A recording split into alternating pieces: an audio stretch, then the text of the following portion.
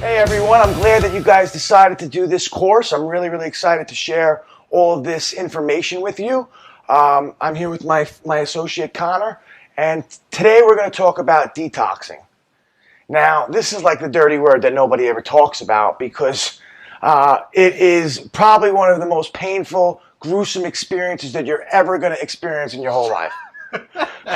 This is what we've been running from for a long time. Yeah. You know, whoever tells you that detox is easy is a liar. Don't listen to a word they say. But although it's going to be very painful and very difficult, it's going to be totally worth it. Yeah, and honestly, depending on how much you use and the amount of time you've been using, it does vary from person to person. Some are more severe than others, but what we're trying to convey to you here is that there's no pain, no gain, and you got to get through it. And you have to make sure that going through this experience will make it worthwhile by staying the course. You don't want to go backwards because at some point you got to go through it unless you want to live through addiction for the rest of your life, which if you're buying this course, this is clearly not an option for you. See, sobriety is something that you're going to earn. But the good part about it is when you earn something, you appreciate it and you never look back. I mean, detox is like that gatekeeper of seeing if you deserve to be sober, because if you go through it, you're not going to want to do it again. Yeah. You know? Yeah. I mean, I went through it 3 times as a charm for me. I had to go through detox 3 times. But luckily, if this is your first time or you failed a bunch of times, this is going to be the time that it's going to stick, because we're going to give you fundamentals, ways to go through this as pain-free as possible. Yeah, and like Kevin said, I mean, sometimes can be tougher than others. I went through it 3 times myself. Nice. Yeah, third time was a charm for me, and the first time I went through it, I was in jail. So yeah, that was a fun one. Let me tell you, that was a good time. But the idea here is that you have to keep a vision on the long-term goal. In a week from today, when you're not going through detox, you're going to be very happy that you're not going through this anymore. So you have to really keep your eye on the prize, that the long-term goal of sobriety and getting through this is what you're really aiming after. You cannot give in to the temporary pain, because it's instant gratification. Yeah. That's basically what it comes down to. Yeah. It's wanting the instant gratification of wanting the pain to go away, but you know intuitively that you're not doing the right thing for yourself. Yeah, I mean, that's why we asked you to find out your reason why, because you're going to have to need a strong enough reason why to get through detox. I can tell you from personal experience, my life is 10,000 times better now that I'm sober. I can't even list all the benefits of being sober, which we're going to try in a little while. But if you're going through different detoxes, they're all going to be different. If you're going through an opioid withdrawal, it's going to be more physical. You're going to be vomiting, pain, all of these different things for usually 3 intense days, up to 7 days. If you've been using for a really long time, it might be a little longer, but it's that hump. Cocaine and amphetamines are usual mental and emotional detoxes. You're going to freak out. You're going to feel like you have a devil on your shoulder. More of a come down. Yeah, it's more of a come down emotionally and mentally than the physical withdrawals of opiates and stuff like that. Marijuana even has a detox. You're not going to be able to sleep. You're going to be not going to be able to eat. You're going to be irritable. There's a detox to everything, because when you give your body something for a certain amount of time, it gets dependent on it. And when you take it away, it's like kicking your legs from underneath you. You got to adjust. I highly recommend if anybody's doing benzos, Xanax, Klonopin, anything like that, or alcohol, I 100% suggest, in fact, I'm telling you, to go to a detox facility, because the danger in detoxing off of this alone could be deadly.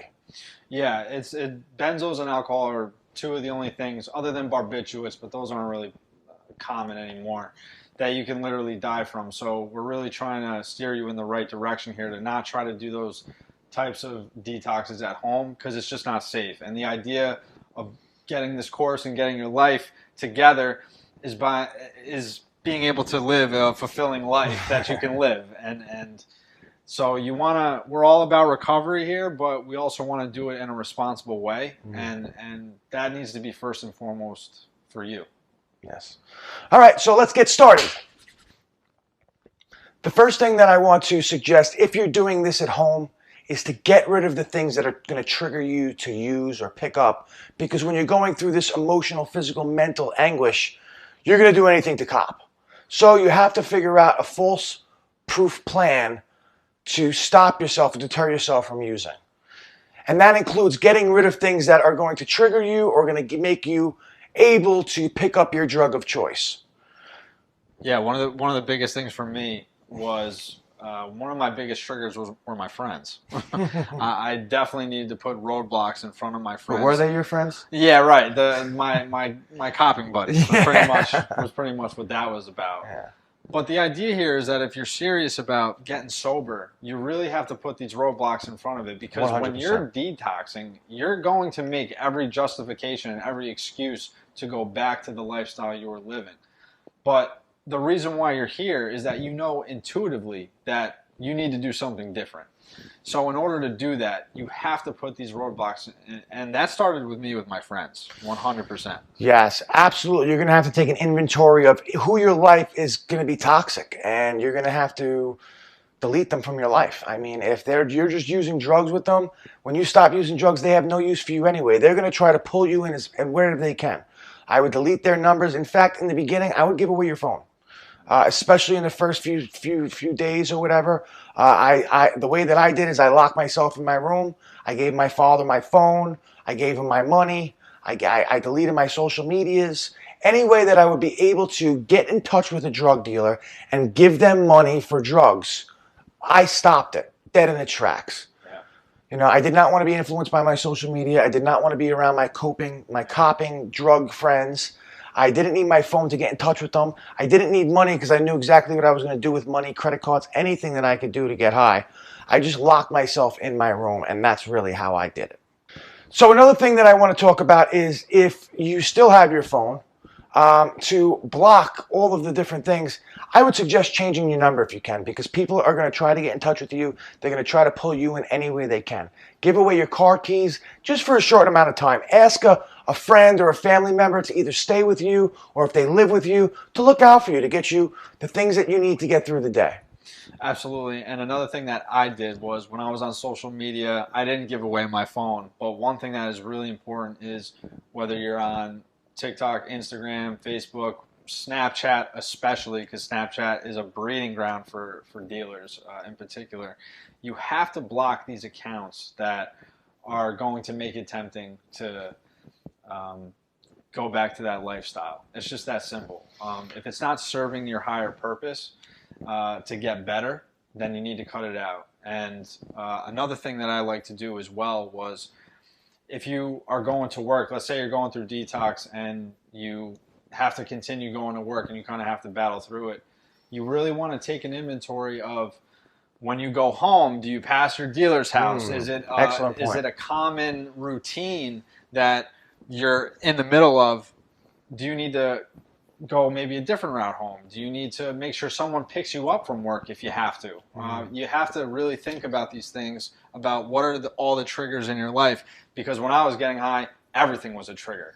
When I saw tinfoil, it was a trigger to me. When my mom was making me a sandwich when I was before going to work, that was a trigger for me. So that's an excellent point. It's all about pattern interruption, neuro-linguistic pathways, things that are going to remind you or jog your memory of your use. The problem with addicts is we want immediate gratification, and we always go the path of least resistance. So when you do something over and over and over and over again, it's like going down a mountain if you're skiing or whatever the case may be. During the trail, there's going to be cuts and grooves and everything from people constantly going through there. And you develop a channel of where you normally go, and you easily, if you're getting close to it, you easily fall into that hole. You easily fall into that track. And that's what you do by repetitively doing things over and over and over again. They always say nerves that fire together, wire together, nerves that wire together, fire together. Mm-hmm. Basically, you're making a stronger pathway each and every single time you do something over and over. Do you realize that you could just drive home without even paying attention that you're driving home? Do you ever like sitting in your car and all of a sudden you're thinking, and then boom, you're at your house? Because you did it over and over and over and over and over and over and over and over and over and over and over and over again. And now you could do it with your hands behind your back, blindfolded, because you don't even got to think about it, because you've created such a channel for that. You have to break those patterns. If you're going to work a certain way, go a different way. If you have a certain hobby or a certain pattern or something that you do every single day, and you pair that with using, you have to break that habit.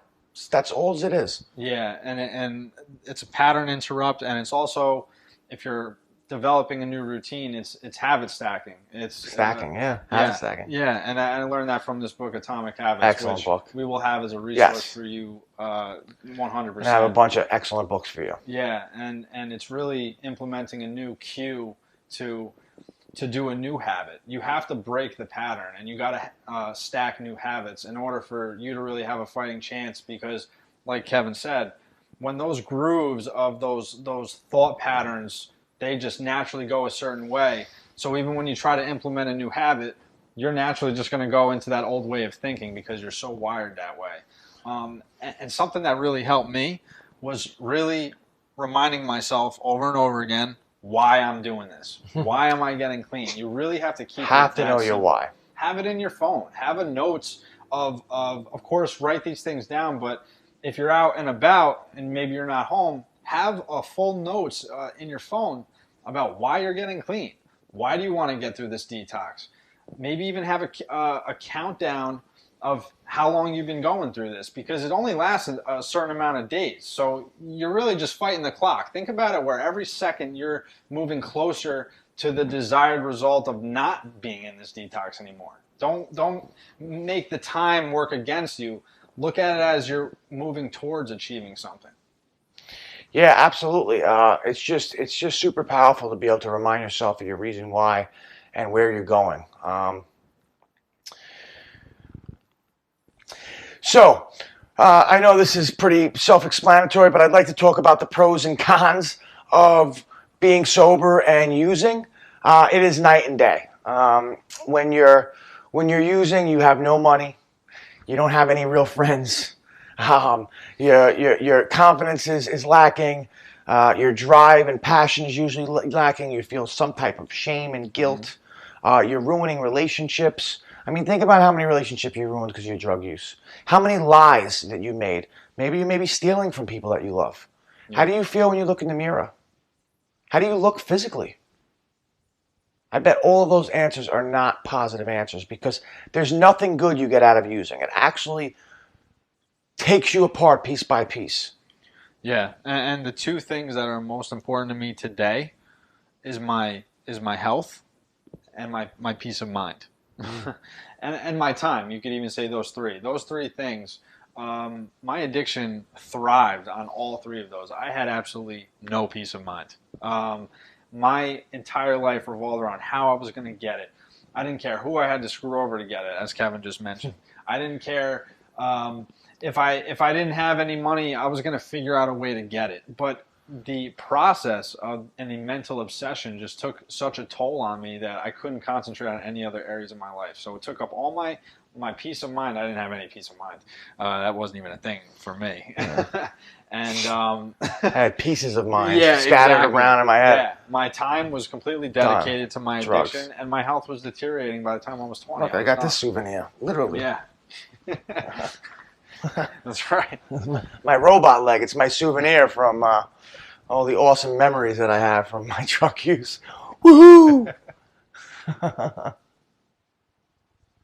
Now, we just told you a bunch of things that are bad from using. Let me tell you what changed in my life when I stopped using. Okay, first off, my energies went through the roof. Definitely. Yeah. I mean, my focus, I still have ADHD, but when I'm talking about actually being able to accomplish goals, set goals and accomplish them, unparalleled to when I was using. I was a scatterbrain. I couldn't do anything, and everything had to do with drugs. Now, if I put an idea out, or if I want to do something, I don't stop until I do it. Okay, I wake up in the morning, I have money in my pocket, which is kind of cool. Yeah, that never happens. Yeah. Money was always in my plug's pocket. I go to the gym. I have incredible relationships with my family members and friends. I thought I had friends while I had drugs. Not even close. The bonds that you create after you become clear, because you get trust again. People believe in you. They're confident in you. Your relationships get so much more tighter, and that's probably one of my favorite things about getting sober, was how close I got with my mother, my father, my brother, the people that cut me out of my life when I was using drugs. Absolutely. I was able to mend those relationships, and you're not going to be able to do that with that. The fact that I have purpose now. I get up in the morning and I know why I'm waking up in the morning. I'm going out and I'm making a difference in my life and other people's lives. It's just astronomical that the health benefits, the fact that I feel good, is unbelievable. My mind, my body, my spirit, all of it has been magnified by 10, and it's the best thing that I've ever done. I may accomplish a million things. I've written a book. I've helped hundreds of people, probably maybe thousands at this point, get sober and clean. But I think ultimately my biggest accomplishment in my whole life was getting sober for myself. Yeah, absolutely. And I second that. And something that I like to keep in mind for myself is that recovery gave me what the drugs promised me. Recovery, I was able to find out who I was, who I wanted to impact, what I was as a human being. The drugs promised me all these things in the beginning. And it really looked enticing, and it really was exciting and empowering in the beginning. But of course, we know that that's not how it ends. And that's what I found in recovery. See, what I didn't know is when I was getting high was that there were reasons for why I was getting high. I just thought it was a good time. When I got sober, I was able to figure out a lot of my problems and a lot of my deep-rooted issues that I didn't even know were there. I just thought I was having a good time, but here I was homeless by the time I was 20 years old, but I was just having a good time, and so we all know how addiction, of course, snowballs over the course of time. Yes. But in recovery, I'm able to establish really who I am. Who do I want to impact? Who do I want to contribute to? What's my purpose in life? What's the best version of me for my family can I be? What do I want to do for my family in the future? Like, these are things I could think about now, and ways that I never thought I could live. I could absolutely never live this way when I was getting high. There's just no way. And there's so much fulfillment in my life today. I have hobbies. I love the Mets. I love hanging out with my good friends and real friends, not people that use each other to get money and to make connections with. So there's so much to obtain in sobriety. It's unbelievable. So now we're going to get down to the nitty-gritty of actually detoxing.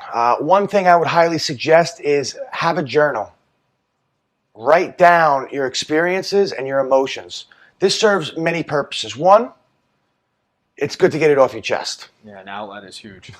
Number two, if you get through it and you ever decide to have to go through this again, read your notes again and get yourself back into the mindset of what you're going through at this moment. You won't need the notes to remember it, but it's nice to be reminded. It's nice to be reminded, because sometimes you might lose it over time. And three, really just working out what's going on in your head. Really getting an idea of what's bothering you, what you might have some kind of insight or breakthrough during this time. Maybe it's some kind of trauma. Maybe it's something that you might have been suppressing, because your emotions are going to go rampant when you go through detox, because you've been using the drugs for so long that no matter what drug it is numbing you from the world in some kind of facet. Yeah. You use drugs of one of three reasons: because you never felt loved, you never felt comfortable in your own skin, or you never felt like enough, or life was enough. It's usually one of those three voids, or a combination of them, that usually leads you to why you started using drugs in the first place. Absolutely, and I think as far as the journal goes, half of every battle is sharing it. Once you get a problem off of your chest, the problem is cut in half. And even when that's written down on paper and it's shared with yourself, because it is energy transfer. So whatever detox you're going through, my number one thing is stay hydrated. because your body needs water to do everything. When you're using drugs, your body might be trying to flush it out, and it's going to flush out everything else in your life. So you need to keep hydrated. You need to keep the nutrients in your body. If you're going through something physical like an opiate withdrawal or Xanax, you're probably not going to want to eat. So you're probably definitely not going to want to eat. Yeah. So I would have some kind of supplementation shakes, like Ensure shakes, protein shakes, smoothies, anything that you could drink down because you're not going to want to eat. Gatorades, keep electrolytes. However you can get your vitamins in your body, a multivitamin would be good. You want to keep yourself as healthy as possible and as much water as you can so you can flush things out and re-put the things that you need back in your body. Yeah, another thing that really helped me was showers. Showers and baths were absolutely huge for me. It was probably the only thing that could really make me comfortable, and I probably was taking about 4 or 5 showers a day for as long as I possibly could. And that was what worked for me. It's easy to do detoxes in the shower. Yeah, absolutely. So you got to find what works for you and just stay with that. Yeah. You might have hot and cold flashes here and there. Then you're gonna have cold sweats. That's why shower alleviating that really helped me out the most. Yeah, a big thing is also trying to stay active. I know, regardless of what you're doing, I'm talking about mostly detoxing from opiates right now, but you're going to feel like absolute crap and you're not going to want to do anything. Force yourself to get up. Force yourself to take a walk around the block. Force yourself to stretch. Whatever it might be, even if it's cocaine or benzos or whatever. Try to get out and get some oxygen in your muscles, in your brain. Get some fresh air if you can. Take a walk around the block. Do some breathing exercises. Really just try to give your body what it needs, because if you're cuddled up in bed, you're not doing yourself any services. Another big thing about detox is have somebody there to keep you accountable. Accountability is huge in sobriety. Whether you're going through detox or relapse or you're actual sober for a few days to a month to a year, you need somebody to keep you accountable. We'll go into programs and such like that, but have a friend or have a family member spend that time with you. Make sure somebody's around that you could talk to, that you can open up to, that if you need something from the store or whatever the case may be, they can help you. It's good to have some kind of emotional support. You might be driving them a little crazy because you're not going to be a happy camper, but pick somebody that really loves you and cares for you and is supporting your recovery. A big thing is natural supplementation is huge. I'm big on essential oils. How about you? Yeah, essential oils are definitely good. I like valerian root, works really well too. Awesome. Yeah, valerian root, I would suggest getting the tincture because it's the most powerful thing. You can put it in some warm water, mix it up, and drink it down. It has calming effects. It can help you sleep. It helps with restless leg syndrome. Yeah, which is the worst. Which is the worst thing in the whole entire world. I literally chopped my leg off to get out of that. Legit. It is the worst detox. Did it double up on the other leg? Oh yeah, it said nada nada, and it just kept going. There was no escaping it, but valerian root certainly helps. I've helped it with a lot of my clients. Another big thing, if you're having upset stomachs or anything, put a little peppermint oil. Peppermint oil is very good for upset stomachs, things like that. Ginger tea as well. Ginger tea, turmeric. Those are very good antioxidants. They're huge on re-clearing your body out. I love turmeric tea and ginger tea. Very, very powerful for your body. Superfoods, incredible. Imodium can help as well. Well, yeah, we can also talk about those type of things. Make sure you have Imodium in your house, whether a NyQuil to sleep, or ZQuil, or whatever the case may be. Make yourself comfortable as you can without actually using your drug of choice. I can't recommend this, but if you're going to go speak to your doctor, there are certain comfort medications that you could take, like gabapentin. Is good for pain, is good for restless legs, is good for a lot of different things, calming your nerves. And if that is a route that you're going to go and you can get it in the correct manner, then you need to keep in mind that maybe it's best to have somebody else holding these things administer, for you. yes, because the volume is a good thing too if you're doing with opioids. But if you like benzodiazepines, you don't want to be getting your hands on another drug that you like. Yeah, you have to switch seats on the Titanic. Yeah. Oh, this is working great. Yeah. So, yeah, you got to be aware of who you are and what you're capable of doing. Yeah, switching seats on the Titanic is a really powerful thing. But if you don't use benzos and trying to get off of heroin, maybe asking your doctor for volume might be the thing to do. Matter of fact, it's very common for alcohol use as going well. through alcohol detox. They get volume.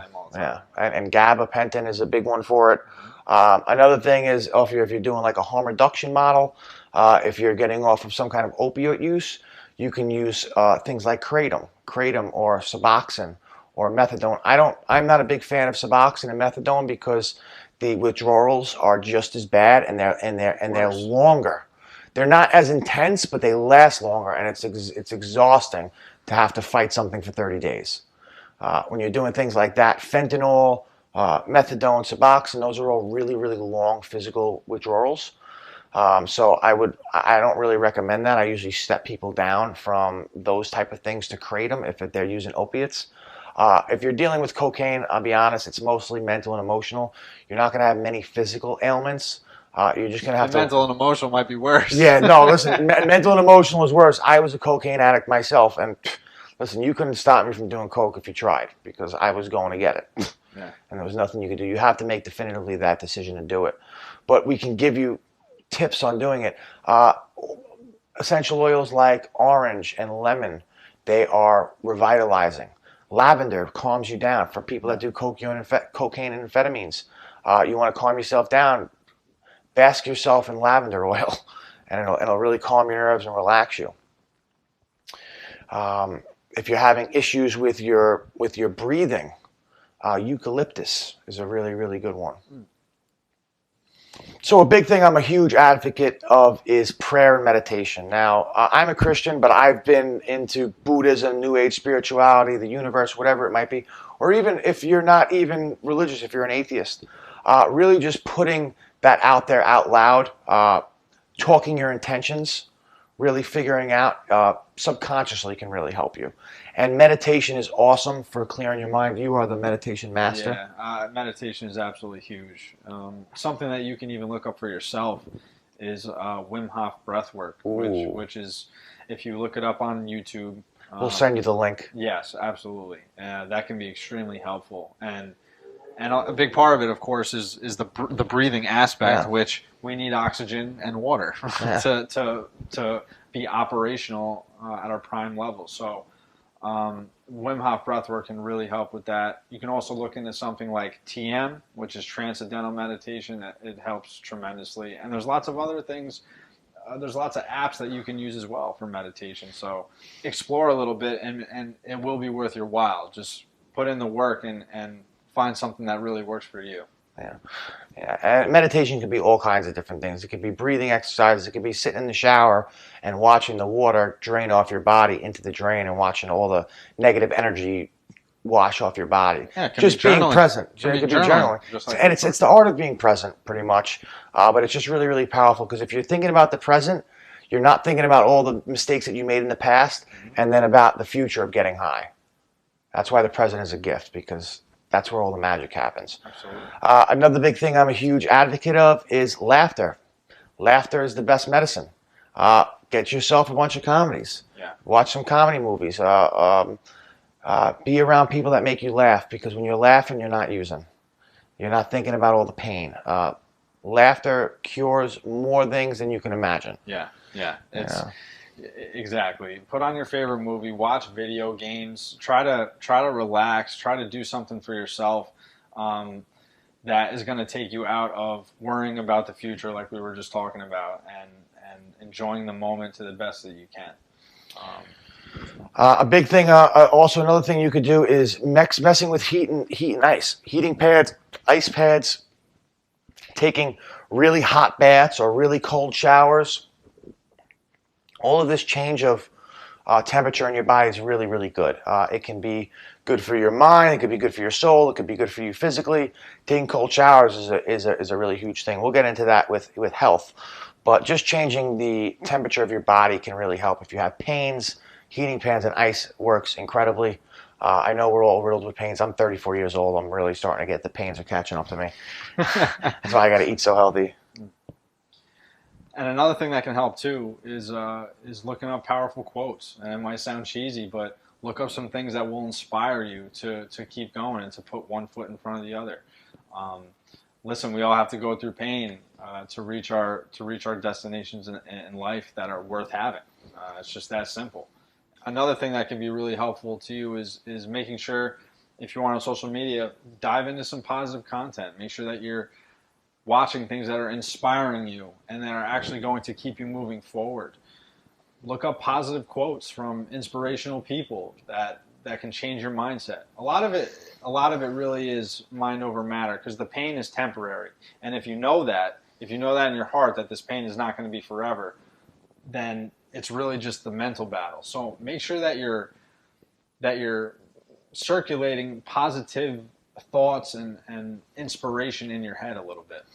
Excellent. And another thing is, I don't play video games anymore because I can't move my hand from all the damage I did to my body. But video games are really cool because it's a good way to socialize and get your mind off of things. And I know everybody loves that Fortnite and Call of Duty and all those crazy games that I can't play anymore. I'm a little jealous, but it is what it is. If that's what you like doing, and submerge yourself in that for a little while, just to get your mind off of what you were doing. Lastly, the thing that I really like to do is spoil yourself with massages, and when you start to be able to eating good foods. What do you like to do?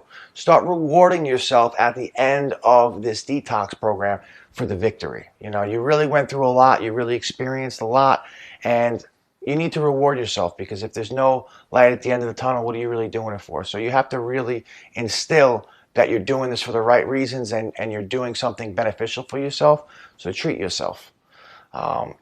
Absolutely. Another thing that can help you as well is going to AA or NA or another 12-step program, whatever it is that you like, and make sure that you get a sponsor for yourself, because there's kind of like how we shared before about sharing an issue with somebody. It gets cut in half. It is huge to get a support system, people that can help you and that can give a different perspective to you and can help guide you through this, especially people who have been there and done it before.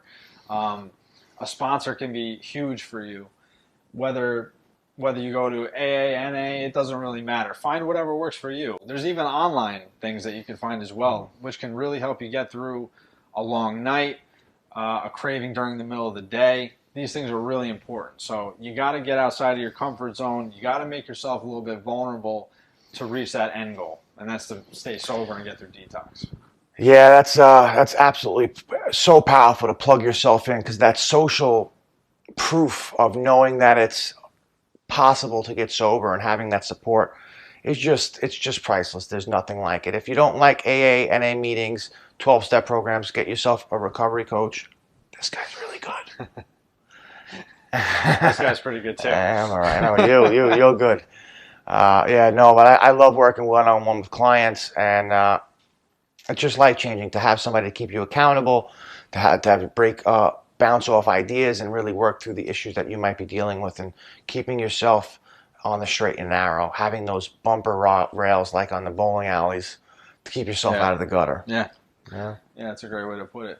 I needed a lot of bumper rails. I did a lot of bumping rails when I was younger. But yeah, like I said, watch this as many times as you like.